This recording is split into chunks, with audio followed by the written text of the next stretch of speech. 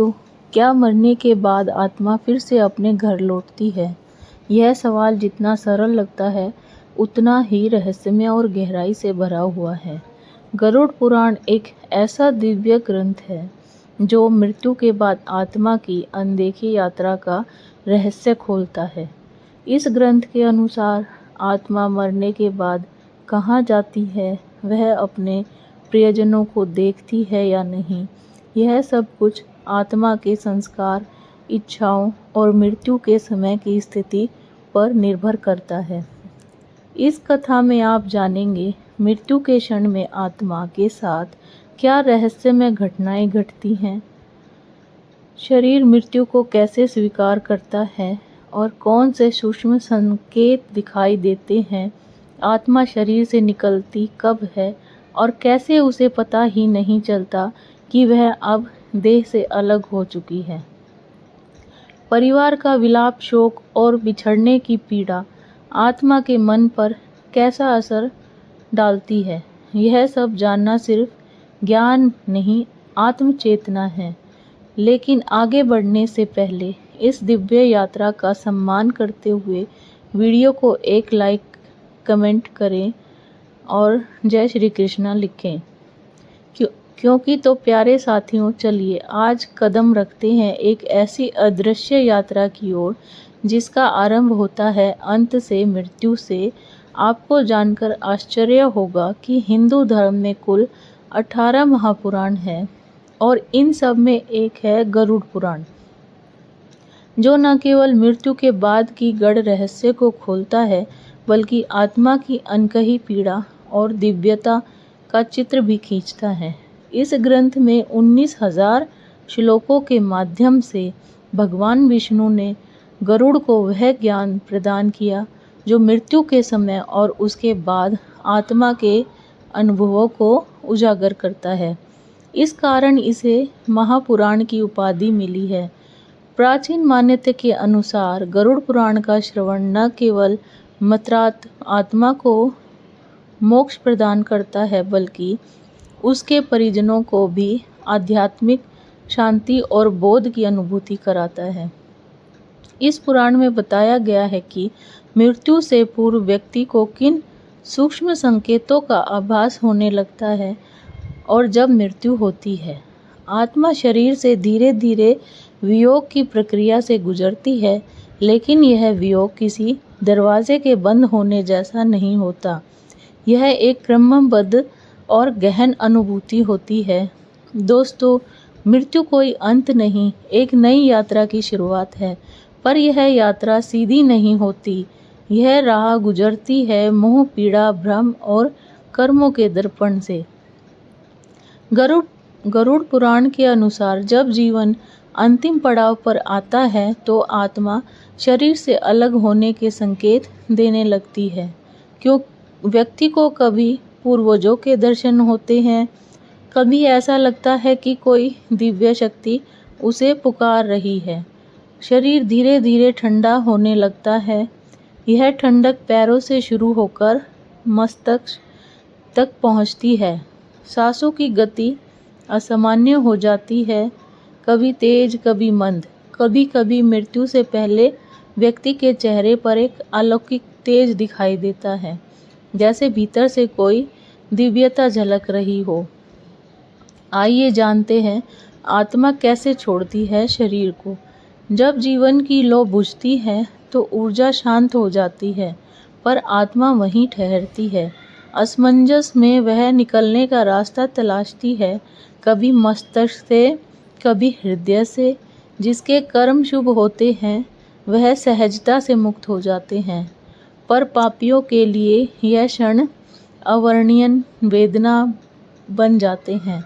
आत्मा निकलते ही शरीर मौन हो जाता है और कुछ ही पल में ठंडक उसकी अंतिम पहचान बन जाती है। लेकिन आत्मा को यह समझ नहीं आता कि वह देह से अलग है।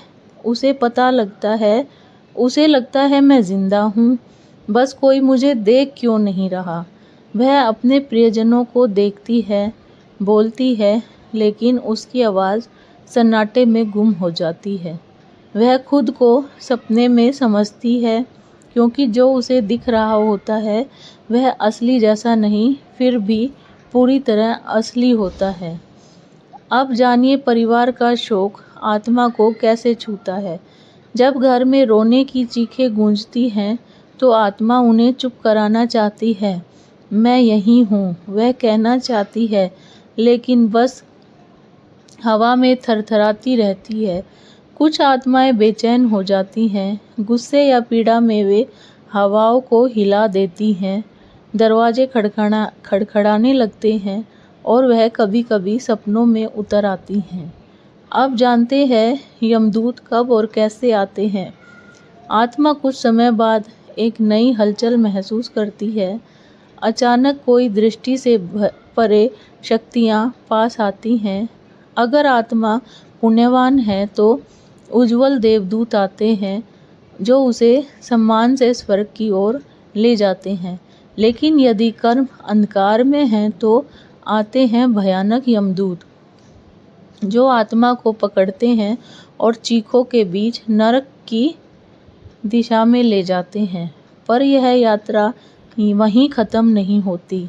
सबसे पहले आत्मा को उसके संपूर्ण जीवन का दर्पण दिखाया जाता है।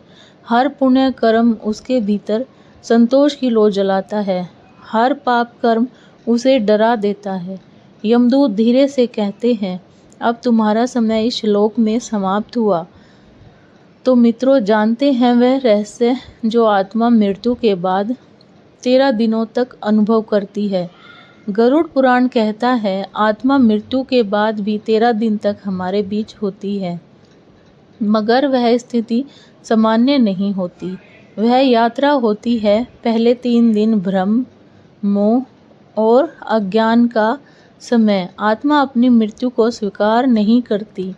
वह घर में ही भटकती है, अपने परिवार से बात करना चाहती है, मगर उसकी आवाज़ कोई सुन नहीं सकता। अगर मृत्यु दुखद या हिंसक रही हो तो आत्मा बेचैनी, दर्द और उलझन में घिर जाती है। चौथे से 10वें दिन तक धीरे धीरे आत्मा को सच्चाई समझती है। वह महसूस करती है कि मैं इस शरीर का हिस्सा नहीं हूँ। अगर परिवार ने धर्म के अनुसार क्रिया की हो तो आत्मा को थोड़ी राहत मिलती है, पर जिनकी इच्छाएं अधूरी होती हैं उनकी आत्मा बेचैन, अस्थिर और भटकती रहती है। 11वें से 13वें दिन तक अब आत्मा के लिए अलविदा का समय आता है।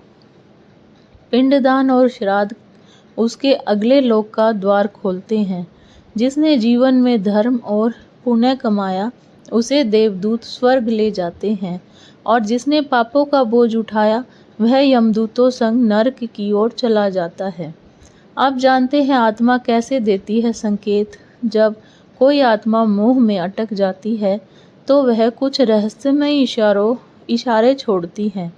सपने में आना, घर में अज्ञात सुगंध फैलना, लाइट्स का अपने आप जलना बुझना, अचानक ठंडी हवा का बहना, यह सब उस आत्मा की मौन पुकार हो सकती है। गरुड़ पुराण बताता है, मृत्यु के बाद आत्मा शरीर छोड़ देती है पर चेतना बनी रहती है। वह देख सकती है, सुन सकती है, पर कह नहीं सकती, छू नहीं सकती। यह यात्रा रहस्यमय है। तो मित्रों, आइए इसके बारे में विस्तार से जानते हैं। क्या आत्मा मरने के बाद भी अपने प्रियजनों के पास रहती है? क्या वह देखती है कि उसके जाने के बाद उसके घर में क्या हो रहा है? गरुड़ पुराण, जो भगवान विष्णु का वचन है, इस रहस्य से पर्दा उठाता है। गरुड़ पुराण कहता है, शरीर 3 स्तरों से बना होता है।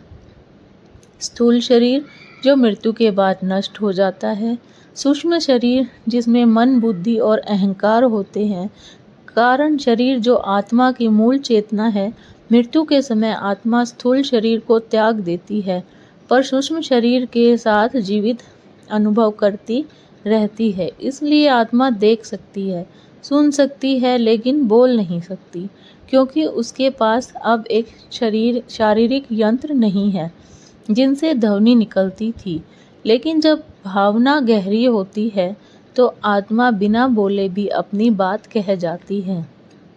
कभी वह सपनों में आती है, कभी कोई सुगंध महसूस होती है, तो कभी बिजली के उपकरण अपने आप बंद या चालू हो जाते हैं या आत्मा के मौन संकेत होते हैं। मोक्ष प्राप्त आत्मा वह परमात्मा में विलीन हो जाती है। ऐसी आत्मा वापस नहीं लौटती। स्वर्ग या नरक में गई आत्मा अपने कर्मों का फल भोगती है। वह पृथ्वी के कार्यों में हस्तक्षेप नहीं कर सकती। भटकी हुई आत्मा जो अधूरी इच्छाओं या गहरे मोह के कारण इस लोक में अटकी रहती है, वह कभी कभी परिवार को संकेत देती है या सहायता करने का प्रयास करती है। गरुड़ पुराण कहता है, पूर्वजों की आत्माएं पितृलोक में वास करती हैं। जब वंशज श्राद्ध और तर्पण करते हैं तो वे आत्माएं आशीर्वाद देती हैं। मित्रों, यदि घर पर संकट आने वाला हो तो पितरों की आत्माएं अक्सर हमें संकेत देती हैं, कभी स्वप्न में, कभी मन की गहराई में। यदि किसी दिवंगत आत्मा का बार बार स्वप्न में आना हो तो समझिए वह कुछ कहना चाहती है। गरुड़ पुराण कहता है कि वह सपने में संदेश होते हैं, संयोग नहीं। कई लोग बताते हैं कि अचानक किसी अनहोनी से बच गए या उन्हें लगता है कि कोई अदृश्य शक्ति उनके साथ थी। यह शक्ति अक्सर हमारे पूर्वजों की आत्मा होती है जो हमें संकट से बचा रही होती है। जब परिवार में श्राद्ध, पिंडदान या धार्मिक पाठ होते हैं तो आत्माएं प्रसन्न होती हैं और उस घर में सकारात्मक ऊर्जा फैलती है। यदि ऊर्जा परिवार को शांति और सुरक्षा देती है तो आत्माएं स्वप्न, विचार या आभास के रूप में हमारे निर्णयों को प्रभावित कर सकती है। यह एक सूक्ष्म संवाद होता है जिसमें प्रेम, चेतावनी और आशीर्वाद छिपा होता है। तो आत्माओं को प्रसन्न कैसे करें? हर वर्ष श्राद्ध और पिंडदान करें। गरुड़ पुराण, पितृ स्रोत, महामृत्युंजय मंत्र का पाठ करें। जरूरतमंदों को भोजन और दान दे। इनसे पितृ आत्माएं प्रसन्न होती हैं और परिवार की रक्षा करती हैं। लेकिन ध्यान रखें, जो आत्माएं अधूरी इच्छाओं में फंसी होती हैं वे भटक सकती हैं। ऐसी आत्माएं कभी मददगार, कभी बाधक बन जाती हैं। उन्हें शांति देने के लिए विशेष पूजा, दान, मंत्र जाप जरूरी है। मित्रों, क्या कभी ऐसा लगा कि जब हम सारी उम्मीदें डगमगाने लगती हैं तब कोई अनजानी शक्ति आपके सिर पर अदृश्य हाथ रख देती है? वह शक्ति कौन है? कभी पूर्वजों की आत्मा, कभी ईश्वर का संकेत, तो कभी आपके पुण्य कर्मों का साया। अगर आपने कभी ऐसी अनुभूति की है तो कमेंट में ज़रूर लिखिए। मैंने महसूस किया है उस दिव्यता को। आज भी यह रहस्यमयी यात्रा यहीं समाप्त होती है। यदि इस वीडियो को आपकी आत्मा को स्पर्श किया तो इसे सिर्फ शेयर कीजिए, एक श्रद्धा के रूप में आगे बढ़ाइए। और हाँ, यदि आप चाहते हैं कि ऐसे ही दिव्य सत्य आपके जीवन का मार्गदर्शन करे तो हमारे चैनल को सब्सक्राइब कर लीजिए। मिलते हैं अगली ऐसी ही वीडियो में। अपना ख्याल रखिए। धन्यवाद।